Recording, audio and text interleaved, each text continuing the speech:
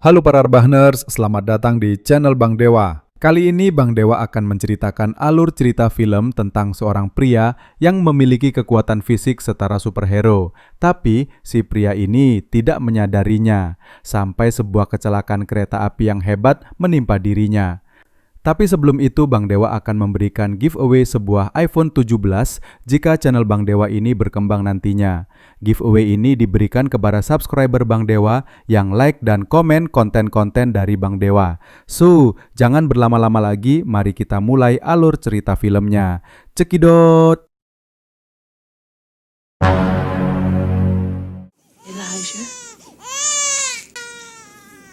Is there a name yet? Film dimulai dengan adegan seorang dokter yang sedang memeriksa seorang bayi di mana si bayi ini menangis terus, tidak mau berhenti. Dan setelah diperiksa, si dokter ini sangat kaget karena baru kali ini menemukan kondisi bayi yang seperti ini. Did you drop him? Si dokter menyatakan bahwa si bayi ini mengalami patah tulang di kaki dan patah tulang di tangan, dan anehnya, patah tulang ini terjadi pada saat si bayi masih di dalam kandungan. His arms and his legs are broken. Fractures while inside your uterus. I've never seen. Berpindah ke masa depan, di dalam sebuah kereta penumpang, film berfokus kepada seorang laki-laki berusia 30 tahunan yang tertunduk lesu karena laki-laki ini baru saja pulang dari wawancara kerja. Kita sebut saja nama laki-laki ini dengan nama David, di mana ternyata David mendapatkan kesempatan langka. Are you alone? Tapi memang, dasar si David playboy cap kuda. Gombalan David tidak ada guna, tidak bisa membuat mama muda kena mantra, dan pada akhirnya si mama muda pindah duduk membuat posisi David kembali lagi tertunduk. Thinking about getting into that. Is that right? Kelly, I'm David Dunn. I think I'm gonna find another seat. I'm married.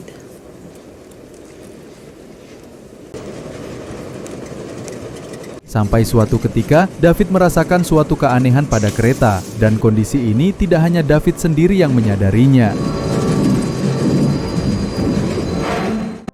Adegan berpindah ke anak David yang bernama Jojo yang sedang menonton kartun di televisi. Tapi kemudian, Jojo mengganti saluran dan kaget mendengar siaran yang menayangkan berita kecelakaan. Jojo langsung shock karena dia yakin kereta yang kecelakaan merupakan kereta ditumpangi ayahnya barusan.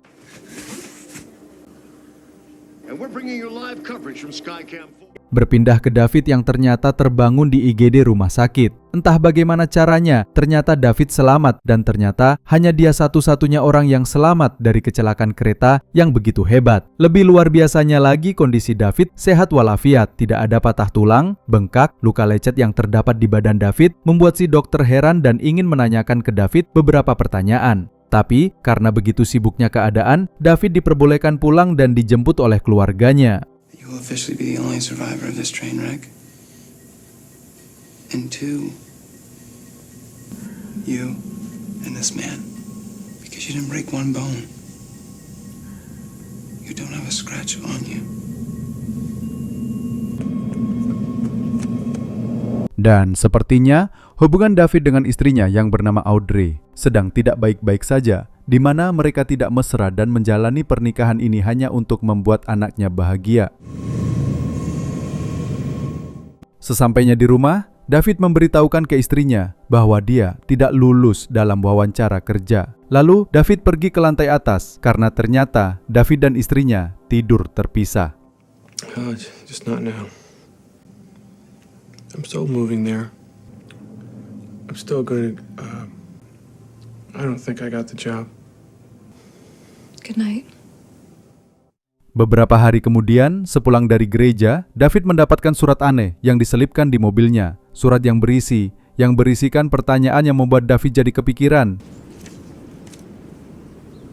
Ternyata, David bekerja sebagai security di stadion sepak bola, di mana David meminta bantuan rekan kantornya untuk bantu memeriksa apakah dia pernah mengambil izin atau cuti, diakibatkan dirinya sakit atau apapun kondisinya. Smart way to make your point. 5 years, no sick day. I get it. You want a raise. I checked. You were right. You're never taking a sick day. $40 what? You're getting a $40 a week raise. Tidak puas dengan itu saja, David pun menanyakan ke Audrey, istrinya, kapan dia sakit terakhir kalinya. Audrey yang bingung dengan pertanyaan David. Mungkin karena malas mikir atau karena lagi ada permasalahan keluarga, maka Audrey hanya menjawab seadanya saja. I haven't been sick this year, I know that. It's been a while. I don't know. Dan karena surat di mobil David jelas siapa pengirimnya, maka David beserta anaknya mengunjungi si pengirim surat yang berlokasi di pusat It kota. was under the windshield wiper of my car. I got a card from this store.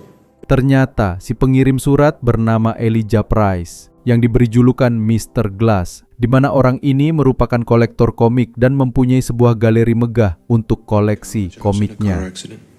Was it serious? I'm assuming you've never been injured. Would I be wrong in that assumption? How certain are you that you've never taken ill? David menanyakan alasan Glass meletakkan surat aneh itu di atas mobilnya. Hal ini dijawab Glass dengan menceritakan sebuah kisah dari hidupnya. I have something called osteogenesis imperfecta. Mr. Price, can we talk about the note that you left on my car? Adegan kembali lagi ke tahun 74, masih di kota yang sama yang memperlihatkan anak bayi yang patah tulang dan kaki di awal cerita. Saat ini sudah tumbuh remaja. Diagnosa dokter menyatakan anak ini mengalami penyakit langka di mana tulang-tulangnya rapuh seperti kaca, sehingga si anak ini diberi julukan Mr. Glass oleh teman-temannya. Because I break like glass. They call me Mr. Glass at school. You can't hide from it sitting in the room. Kondisi ini membuat Glass malas dan takut untuk bermain dan keluar dari rumahnya. Tetapi ibunya selalu memotivasinya untuk tetap kuat dan berani menghadapi kenyataan yang ada. On a bench? You want it or not? I got a present for you. Why? Dari kecil hingga dewasa, Glass sangat menyukai komik dan menganggap komik itu merupakan cerminan dari kehidupan dirinya yang nyata. They say this one has a surprise ending. Every time you want to come out here, there'll be one of these waiting for you. I bought a whole bunch. I don't make a particular protein very well, and it makes my bones very low in density, very easy to break. And I have the tamest version of this disorder. I've had 54 breaks in my life. Lebih lanjut, Glass memakai teori keseimbangan alam. Seperti ada hitam, pasti ada putih. Ada baik, pasti ada jahat. Atau ada siang, pasti ada malam. Maka, jika ada orang dengan kondisi tulang rapuh dan tidak bertenaga seperti dirinya, maka pasti akan ada orang yang mempunyai tulang sekuat baja dan kuat, berkebalikan dengan kondisi dirinya, alias manusia super yang ada di dunia. Dan saat ini, Glass mengira orang yang berkebalikan dengannya itu adalah David. And I'm at one end of the spectrum. If there is someone like me in the world, and he probably doesn't even know it, someone who doesn't get sick, who doesn't get hurt, the opposite of me at the other end, a person put here to protect the rest of us. Couldn't there be someone else? Mendengar ocehannya, David menganggap Glass sebagai seorang yang halu dan gila karena David merasa dia tidak mempunyai kekuatan apapun yang seperti Glass kira. You tell them a fantastic story. You find someone you want to take advantage of. I see guys like you all the time in my work. Besok harinya, Glass mendatangi David di stadion di mana dia heran dengan pekerjaan David sebagai seorang satpam. Menurutnya sebagai seorang yang memiliki kekuatan super, David idealnya berprofesi sebagai akuntan, olahragawan, atau pekerjaan-pekerjaan yang menghasilkan uang dalam jumlah miliaran. You chose to protect people. One of 10,000 things, but in the end, you could have been a tax accountant. You could have owned your own gym. That of all the professions in the world, you chose protection. A very strange man. Mereka pun berjalan masuk ke stadion di mana insting David mengatakan bahwa pria dengan jaket krim memiliki pistol perak terselip pinggangnya. Bad things can happen, and they drink too much. Sometimes people carry weapons in here. Tall guy in a camouflage jacket. Rich, why don't we pat down? David memerintahkan agar dilakukan penggeledahan dan anehnya pria berjaket krim mulai gelisah dan keluar dari barisan antrean. Glass yang penasaran ingin membuktikan kebenaran dari insting David dan dia terus mengikuti pria tersebut sampai ke dalam kereta bawah tanah. Hold up a second. I just want to ask you something. Tapi malang bagi Glass karena terburu-buru mengejar si pria berjaket krim mengakibatkan Glass terjatuh dari tangga. Semua tulang-tulangnya retak memberikan kesakitan yang luar biasa pada dirinya.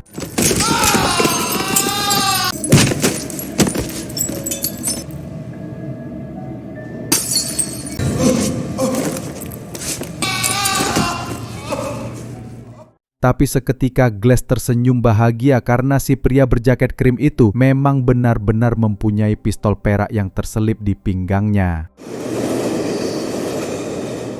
Kembali ke David yang sedang berlatih angkat beban bersama Jojo di gudang rumahnya. Mereka berdua heran karena beban yang David angkat melebihi 113 kg. You put too much. That's 250 pounds. Kemudian David menyuruh anaknya untuk mengurangi beban yang ada pada barbelnya.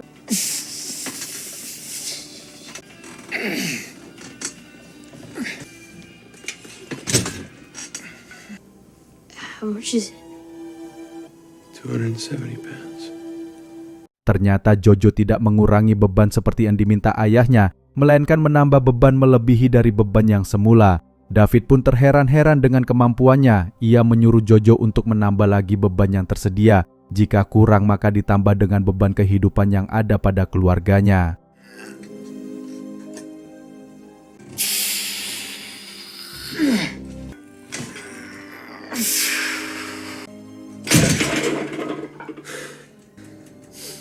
More?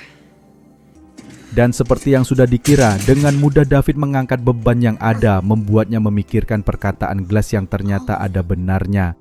About 350 pounds. Kembali ke Glass yang saat ini sedang berada di rumah sakit. Pak dokter mengatakan bahwa Glass harus memakai kursi roda selama 2 bulan karena begitu banyak tulang-tulang patah pada tubuhnya. The use of crutches will follow for 12 to 14 months. The use of a wheelchair will be needed for a 2-month period. Pins were placed throughout the length of the leg. Ternyata Audrey menjadi perawat khusus bagi terapi tulangnya Glass. Mereka berbincang di mana Glass menanyakan perihal kecelakaan mobil yang dulunya pernah menimpa mereka. I think we should talk about your rehab. My husband was a star athlete in college. Who said my husband's name was David? Kembali lagi ke David yang tengah memikirkan apa yang Glass katakan. David mulai mencoba kemampuan insting penglihatan yang dimilikinya untuk mengetahui kejahatan yang sedang terjadi. Dan dari penglihatan David memperlihatkan seorang pria India yang baru saja bertransaksi narkoba. David menghampiri pria India dan menggeledah saku-saku jaketnya. Tapi anehnya dia tidak mendapatkan apa-apa. Yeah. Tidak lama kemudian David mendapatkan telepon dari sekolah Jojo, di mana Jojo baru saja berkelahi dengan teman sekelasnya. Ternyata Bu Guru Jojo sangat mengenal David yang dulu pernah bersekolah di sana dan menceritakan kisah David dulunya pernah hampir tenggelam di dalam kolam renang di sekolahnya. You don't remember me, do you? Did you know that we changed the rules of conduct around the pool because of you? Ternyata Jojo punya alasan kenapa dia sampai berkelahi di sekolahnya. Satu hal yang membuat Jojo kecewa bahwa dia tidak kuat seperti ayahnya, walaupun dia anak kandungnya. You are like me. I'm not like you. Sampai di rumah, ketegangan pun tercipta. Jojo yang kesal mencoba menembak David dengan pistol milik ayahnya. Jojo ingin membuktikan bahwa ayahnya seorang manusia yang super. I'll show you. David dan Audrey yang ketakutan menenangkan Jojo agar tidak berbuat hal yang tidak diinginkan. Tapi akhirnya Jojo mengurungkan niatnya setelah David memberikan Jojo sebuah ancaman yang harus dipatuhinya. 1, 2. Besok harinya David menemui Glass memintanya untuk tidak mengganggu anggota keluarganya. Tapi kemudian Glass menceritakan bahwa ia mengikuti pria berjaket krim dan penglihatan David tentang si pria tersebut 100% tepat. Tapi David masih menyangkal teori Glass karena pistol perak itu merupakan pistol yang umum ditemukan. Dan David menegaskan untuk jangan menemui dia dan keluarganya lagi di masa depan. He had a silver gun tucked in the back of his pants. Sesampai di rumah, David menerima telepon dari Glass yang menyampaikan teori yang dipikirkannya, di mana setiap orang yang memiliki kekuatan pasti memiliki kelemahan. Dengan kata lain, Glass ingin David mencari tahu apa kelemahan dari dirinya yang sebenarnya sudah lama diketahui oleh David, bahwa dia sangat lemah terhadap air. You have a weakness. Water.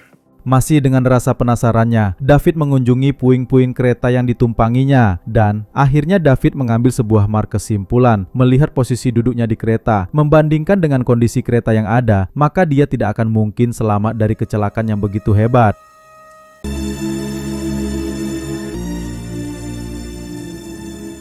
David teringat akan masa lalunya, di mana dia mengingat kecelakaan mobil yang menimpanya. David ingat betul bahwa dia tidak memakai sabuk pengaman dan terlempar jauh keluar dari mobil pada saat kecelakaan. Dan walaupun David terlempar dari mobilnya, dia dalam kondisi yang tidak apa-apa, tidak luka atau memar yang diderita, hanya kenangan yang buruk sehingga dia tidak mau mengingatnya. I thought I was dead. Menyadari hal itu, David menelpon Glass, mengakui kondisi pada dirinya, dan David akhirnya meminta saran dari Glass apa yang harus dia lakukan untuk selanjutnya. Go to where people are. David pergi ke stasiun kereta dan berdiri di tengah-tengah keramaian warga, dan ketika David bersinggungan dengan orang lain, maka David mendapatkan penglihatan tentang kejahatan-kejahatan yang telah dilakukan orang-orang di stasiun kereta. David sedikit merentangkan tangannya agar lebih mudah disentuh kerumunan warga. David melihat seorang pria berbaju kuning kotak-kotak baru saja melakukan hal yang rasis kepada seorang bapak-bapak. David bersinggungan dengan ibu-ibu berbaju merah, di mana ternyata si ibu-ibu ini baru saja mencuri perhiasan mewah. Dan yang paling berbahaya, David melihat pria berbaju oranye baru saja melakukan kekerasan di sebuah rumah dan membunuh si pria yang punya rumah hanya karena iri si pria ini mempunyai rumah mewah. Di tengah hujan, diam-diam David mengikuti pria berbaju oranye yang ternyata masuk ke sebuah rumah mewah. Diam-diam, David membuka pintu rumah tersebut dan mendapati si empunya rumah tergeletak di lantai, sudah tidak bernyawa. David bergerak ke lantai atas dan membuka sebuah pintu kamar. Ternyata anak yang punya rumah diikat dengan ikatan yang sangat kuat.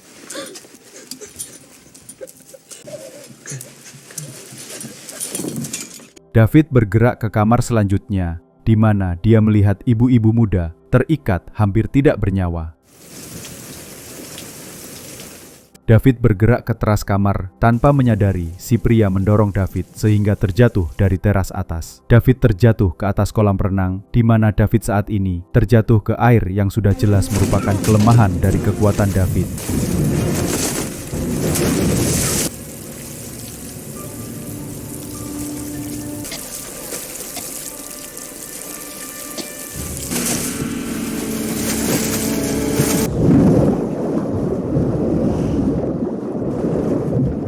Beruntung, anak yang punya rumah menolong David dengan segera, sehingga David bisa dengan segera menyelamatkan mereka dari kejahatan si pria yang tidak memiliki perasaan.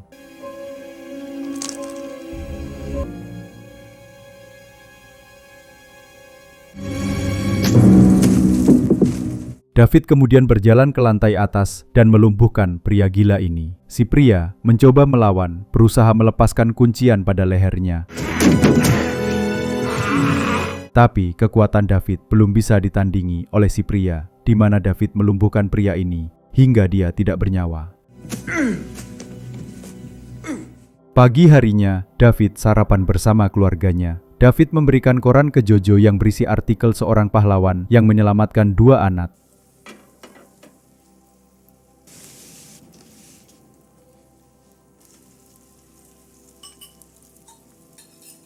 David memberi kode ke Joseph bahwa pahlawan itu adalah dia dan meminta Joseph untuk merahasiakannya. David lalu mengunjungi Mr. Glass di galeri komiknya. Glass lalu mengajak David bersalaman. I think this is where we shake hands. Ketika mereka bersalaman, David melihat bahwa semua kecelakaan yang terjadi, baik itu kecelakaan pesawat, kebakaran apartemen, dan kecelakaan kereta api yang ditumpangi David, semua itu karena ulahnya.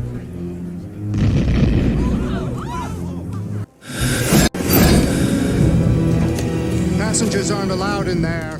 Glass menyatakan semua yang ia lakukan tersebut hanya semata-mata untuk menemukan keberadaan David. So many sacrifices just to find you. Dan endingnya, Setiap pahlawan pasti ada musuh abadinya. Saat David sebagai pahlawan dan Mr. Glass menyatakan bahwa ia adalah musuh abadi dari pahlawan tersebut. I'm not a mistake. I know who I am. Now that we know who you are. David yang terkejut meninggalkan Mr. Glass dengan segera. David segera menghubungi kepolisian untuk menyampaikan bukti-bukti dari berbagai kecelakaan. Mr. Glass kemudian dijebloskan ke penjara, di mana penjara ini khusus untuk orang-orang yang sakit jiwa.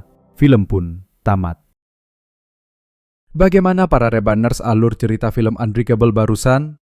Film ini merupakan trilogi dari film Unbreakable, Split, dan Glass, di mana film Unbreakable menceritakan David yang menyadari kekuatannya. Film Split menceritakan seorang psikopat dengan 23 kepribadian. Dan film Glass menceritakan pertempuran 3 tokoh, yakni David, psikopat, dan Glass, yang membuat David dan psikopat bertarung sampai mati. Kalau Rebanners suka dengan konten Bang Dewa, mohon bantuan like dan subscribe channel Bang Dewa ya. Wassalam.